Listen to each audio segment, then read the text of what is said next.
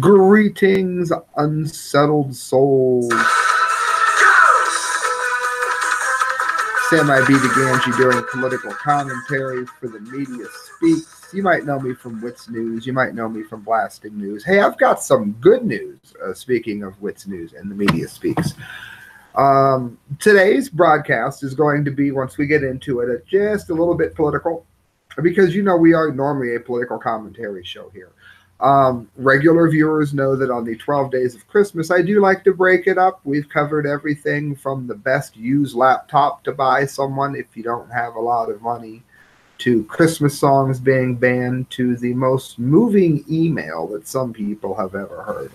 So now we're going to, tomorrow I've been blessed with a ticket to the Christmas Carol put on at the Canton Players Guild. It is 5-star performance. It's going to be amazing. I'm covering it for the Media Speaks, and it is also going to be published in WitsNews, but that's going to be done in a slightly different way. That's going to be the Media Speaks, the live broadcast I'm doing tomorrow, will be a review of the play, and then how the play ties into our current experience here in America and the world. For instance, is Scrooge a call to socialism? We take a look at that in the article that I'm going to do about it. So there's a lot going on with that. I'm very excited. Also, yours truly is now the Tuesday DJ at Buzzbin, doing underground, old school alternative, some new dubstep stuff as well. Underground alternative dance night. Yes, that means everything that's not Drake, Rihanna, or in other words, sucks. So make sure you're out there at Buzzbin on Tuesdays. That would be wonderful. Hello, Cindy. And we're going to get into the topic for today. You can find a million different takes on this, but pretty much it all says the same thing. The economy's dying. This one is zero hedge. I'm not going to read the whole thing, because every time you read economic stats, you can just sort of see you click off, gone. So if you want the specifics, make sure that you go to Zero Hedge and read the article. In a nutshell, I'm getting two camps, and you're going to be shocked to hear me say this. They are both somewhat right. The first camp says that this would have happened whether or not Donald Trump was in office or not. That this problem with the economy that we're seeing on the horizon is not a fault of Donald Trump so much as it is a fault of the system. That is correct. And you can prove this by eliminating Trump from the timeline and going back over history.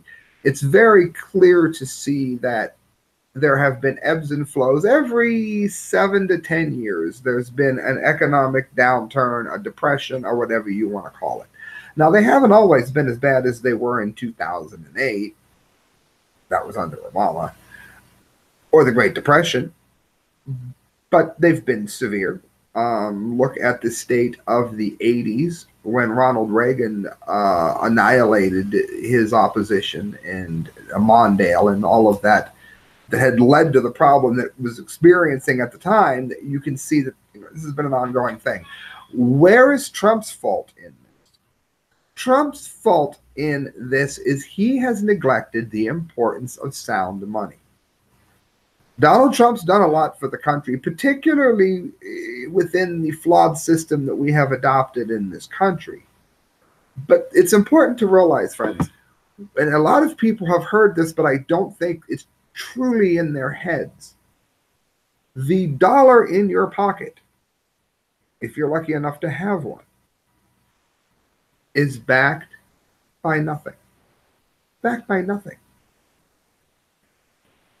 I don't do this, but as far as what it's worth,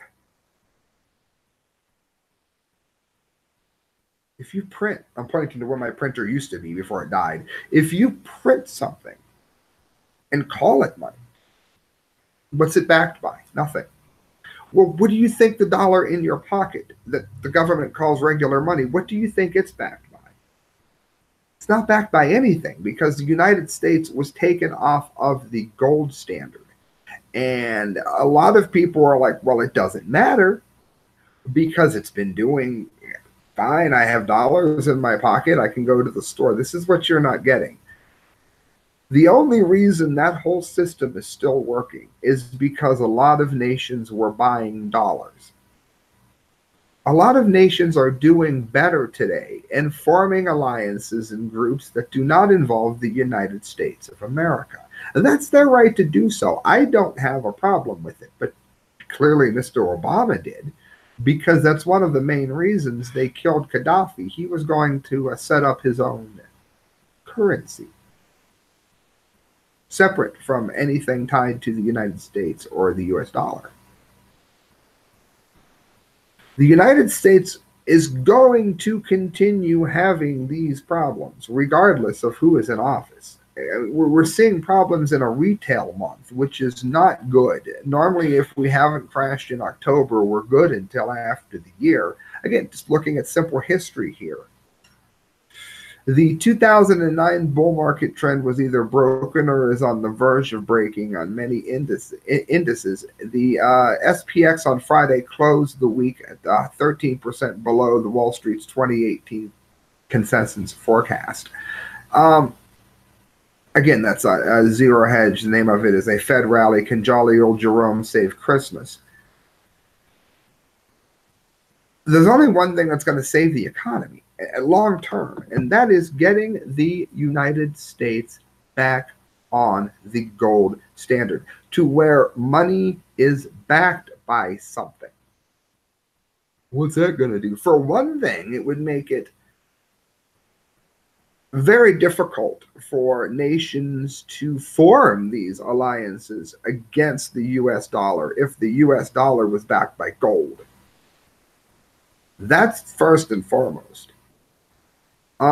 Second of all, the fact that things are going up in price a little bit over the trade war with China isn't necessarily a bad thing, because it is going to force people in America to make things in America once again. That will be good long term. So I'm not worried about Trump there so much. I'm concerned with the fact that the money isn't backed by anything. And for all the good he's done, he has not addressed this issue. And because he hasn't, I think there's a very good chance that he will face the same pitfalls that many other presidents have who have refused to look at this. Now, has he done a good job with the economy? Yes.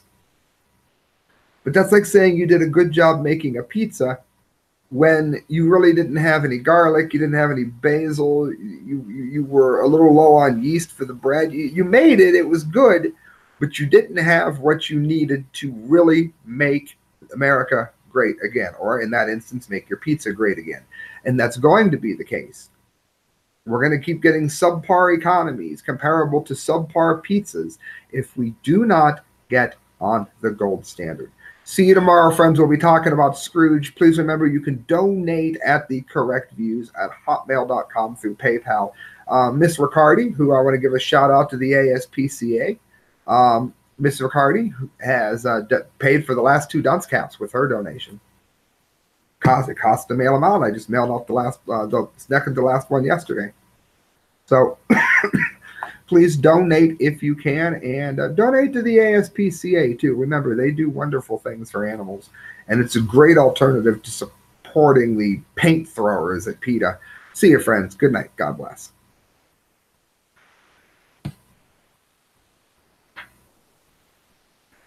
And my faithful YouTube.